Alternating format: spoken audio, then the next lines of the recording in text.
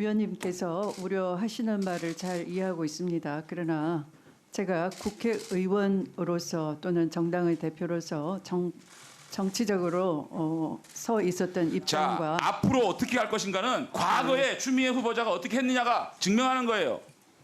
자, 답변 나중에 하시고요. 그다음에 그 1억 문제 얘기합시다.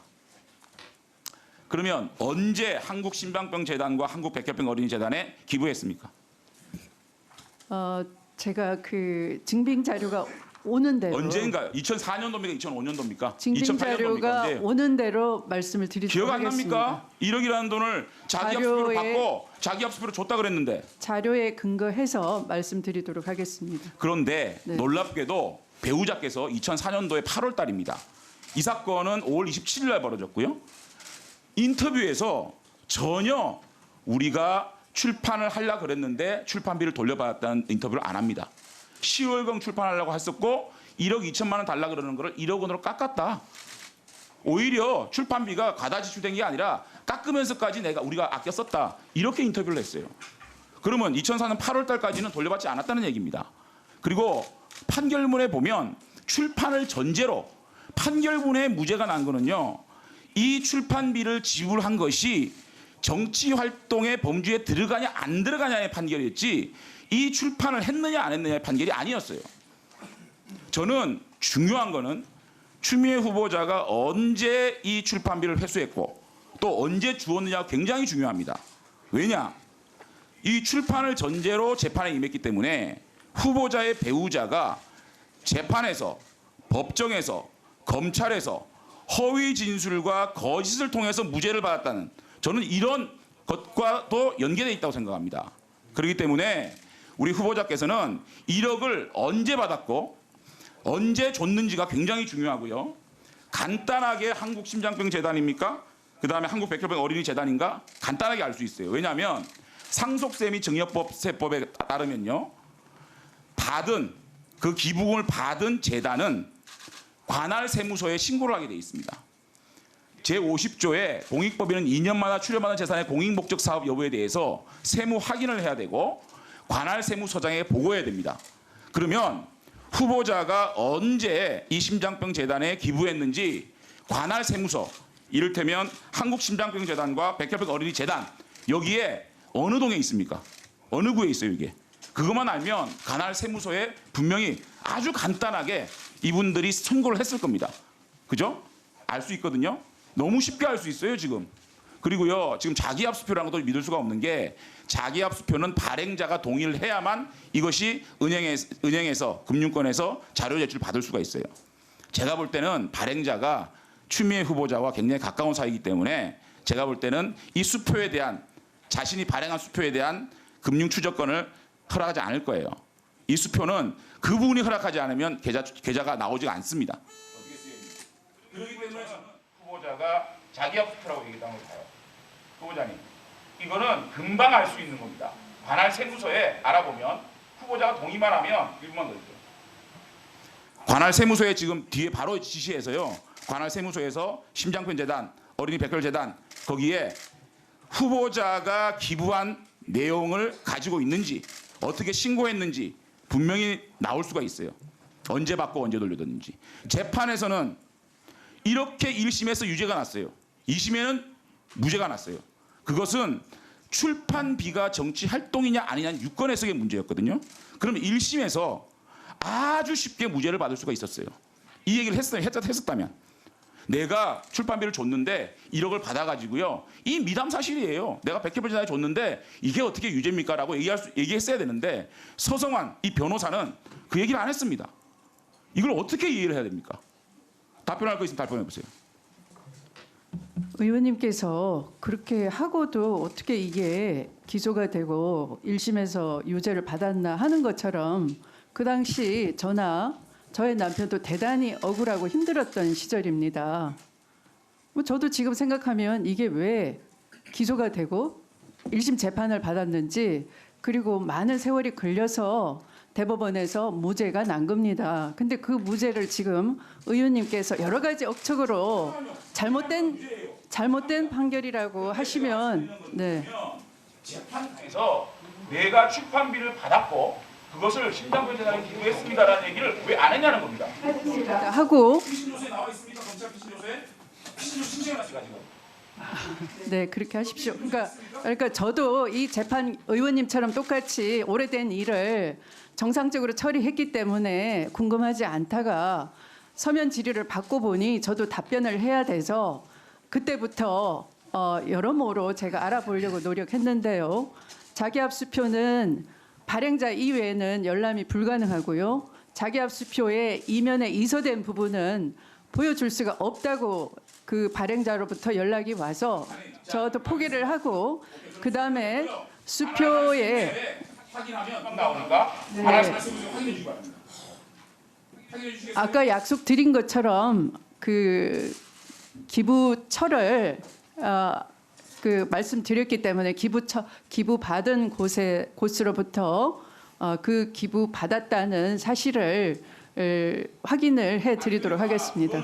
네. 그 일단 재단의 입당의 얘기고요. 네. 관할 세무서 방공서에서 받았다는 증명을 해주시면 끝납니다. 이게. 아시겠어요? 법에 나와 있어요. 그 관할 재단에서 세무서에 신고해야 되는. 이상입니다. 수고하셨습니다. 저 후보자님, 지금 장재훈 의원님 말씀하시는 거 보면 새로운 자료 제출 요구 같기도 하고요. 또 어차피 후보자님은 정당하게 처리했다고 하니까 그걸 세무서에 확인해가지고 확인되는 자료를 제출해 주시면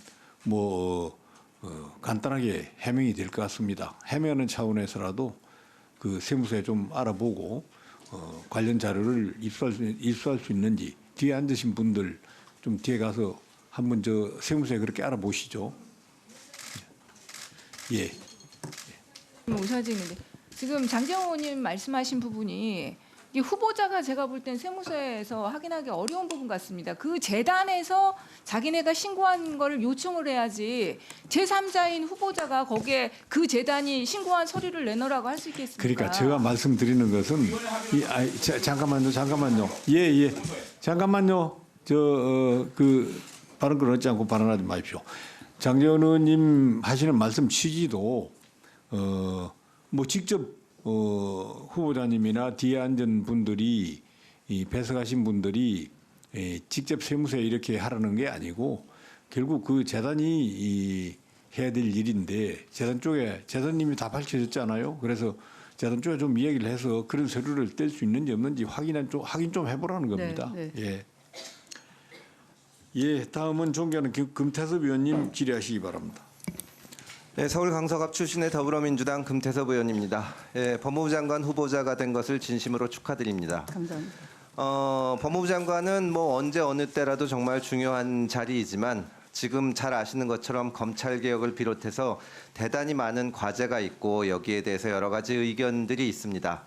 후보자께서 아마 지금까지 법무부 장관 후보로 지명되신 분들 중에 가장 정치 경험이 많고 한 분이기 때문에 많은 분들이 후보자에 대해서 산적해 있는 법무검찰 과제를 잘 해결해 주시기를 기대하고 있습니다. 그 기대에 부응해 주시기를 진심으로 말씀을 드립니다. 감사합니다. 판결에 관해서 존경하는 야당 의원님들을 비롯해서 여러 가지 말씀이 있어서 제가 좀 정리를 하고 넘어가야 될 것 같은 생각이 드는데요. 사실 무엇보다도 지금 이 사건은 2004년도에 있었던 일입니다. 15년 전에 있었던 일이고 1심 판결이 난 것이 2005년이라서 사실은 한참 전에 일어난 일이고 또 따지고 보면은 그때 당시에 후보자가 정치인으로서 낙선을 해서 어떻게 보면은 대단히 큰 위기를 맞고 정리를 하던 시점에 있었던 일인데 이것이 만약에 그때 유죄 판결을 받았다면 그 후에 선거에 나와서 당선됐다곤 하더라도 법무부 장관으로 되는데 과연 도덕성 문제가 없느냐 이렇게 검증할 수는 있지만 이것이 명백하게 전부 무죄가 난 사건인데 이것을 가지고 과연 이렇게까지 문제를 삼아야 되는지 저로서는 의문이 아닐 수가 없고요. 또 이제 대개 물어보시는 것들이 무죄가 났기 때문에 첫째, 판결이 좀 잘못된 것이 아니냐. 혹은 둘째, 법적으로는 문제가 없더라도 도덕적으로는 문제가 있는 것이 아니냐. 이런 관점의 질문들이 있는 것 같습니다. 그런데 사실 판결문만 좀 읽어보면 이것이 도덕적으로도 전혀 문제가 없다는 사실을 알 수가 있습니다. 오전에 있었던 질의 중에서는 그 이제 그 이 남은 정치 자금을 가지고 뭐 개인이 쓰려고 차를 사지 않았냐 이런 종류의 질문이 있어서 마치 그거 자체가 문제가 있는 것처럼 돼 있는데 판결문을 읽어보면은 그때 당시에는 이 사건에 적용되던 법으로는 임기가 끝나고 나서도 계속적인 정치 활동을 위해서 정치 자금 남은 돈을 쓸 수 있도록 돼 있습니다. 그래서 판결문에 나와 있는 것을 보더라도 이 사건 이제 그 전에 쓰던 차량을 처분하고 그 대신에 경유 차량인 이 사건 차량을 구입해서 정치 활동에 사용하게 된 것이므로 이 사건 차량 구입 비용은 말하자면 후보자의 정치 활동을 위해서 지출된 비용이다. 이렇게 나와 있습니다. 이것을 당연히 그 정치 활동을 하다 보면 차도 필요하고 하게 된 것인데 이걸 개인적으로 쓰려고 차를 썼다 이런 식으로 되니까 마치 도덕적으로 문제가 있는 것 같은데 그렇지는 않은 것 같습니다. 대법원 판결에 나와 있는 내용을 글자 그대로 읽어보면 통상적인 범위 내의 수준으로 사적 경비나 부정한 용도가 아닌 정치 활동을 위하여 소요되는 경비를 지출한 경우에 해당한다. 이렇게 되어 있습니다. 맞죠? 네. 그러니까 지금 문제가 되어 있는 것이 지금 법하고는 다를지 몰라도 그 당시 법에 딱 맞춰서 써 있었고 심지어 항소심 판결문에 보면 위와 같은 정치자금 지출 내역을 숨기지 않고 중앙선거관리위원회에 그대로 신고하였다고 되어 있습니다. 당시에도 무슨 허위 신고가 됐거나 실제 지출된 것과 다르게 자금이 신고가 돼서 문제된 일은 전혀 없죠. 네. 다만 그 자금에 대한 성격이 문제가 됐던 건데 법원에서 전부 무죄가 난 것이죠. 네. 네, 이 부분에 대해서는 저는 제 의견으로는 전혀 문제가 없는 것이 아닌가, 도덕적으로나 법률적으로나 문제가 될 것이 없다고 보입니다. 1억 원에 대해서도 여러 가지 문제가 있는데 판결문을 보면 그 책 쓰는 것 자체가 쓸 수 있는 거고 그 이후에 일어난 일이기 때문에 법적으로 과연 왜 문제가 되는지 모르겠는데 후보자께서 자료를 또 제출하겠다고 하셨으니까 그 부분도 명확하게 해명을 하시기를 바랍니다. 네, 그렇게 하겠습니다. 예. 제 과제에 대해서 몇 가지 좀 당부나 좀 말씀을 드리겠습니다. 법무부가 그동안 문재인 정부 들어가지고 이 탈검찰화를 많이 추진을 했습니다. 네. 저는 법무부의 지나치게 검사들이 전문성과도 상관이 없는 무슨 상사법무과나 민사법무과나 이런 데까지 하고 있는 것은 안 맞다고 보고 탈검찰화는 매우 좋다고 생각을 합니다. 근데 현재까지 제가 받은 자료에 의하면은 탈검찰화를 위해서 임용된 인력은 모두 임기제로 되어 있습니다.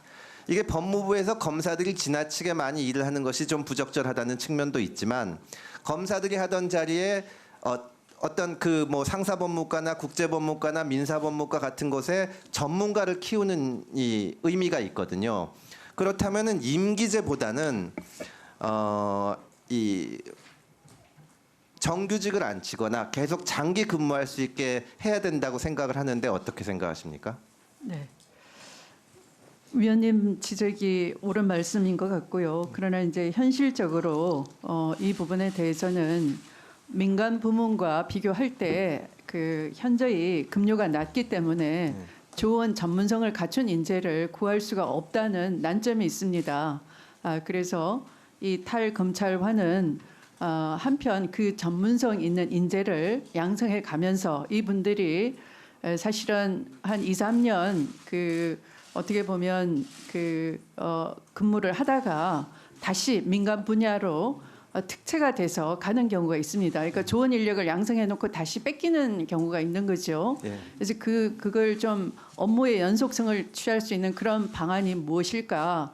여러 무슨 수당이나 이런 걸 지급할 방법은 없겠는지. 그러니까 민간과의 어느 정도 균형을 좀 맞추어서 발탁된 인재들이 업무의 연속성을 기할 수 있는 그런 방안을 찾는 것이 시급하다고 봐집니다. 후보자가 말씀하시는 게 제가 예전부터 계속 주장해 온 것인데요. 이것이 이제 법무부에 근무하던 사람들을 검사가 아니라 변호사나 이렇게 민간인을 쓰는 것이 그동안은 검찰 개혁이라는 측면에서만 이해가 되어 왔거든요. 법무부가 검찰에 의해서 장악됐다. 그런데 그것이 아니고 실제로 거기서 전문가를 키우는 것이 돼야 되고 그러기 위해서는 말씀하신 것처럼 수당이나 이런 거를 해서라도 장기간 근무할 수 있게 해줘야 되는데 그 부분에 대해서 장관이 되신 후에 깊게 좀 검토를 체계적으로 해주시길 바랍니다. 네, 국회에서도 많이 도와주시기 바랍니다. 예, 그렇게 하겠습니다.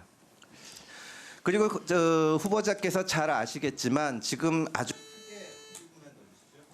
문제가 되는 것이 피의사실 공표와 또 법무부의 언론에 대한 이제 공보 준칙 이런 것들이 문제가 됩니다.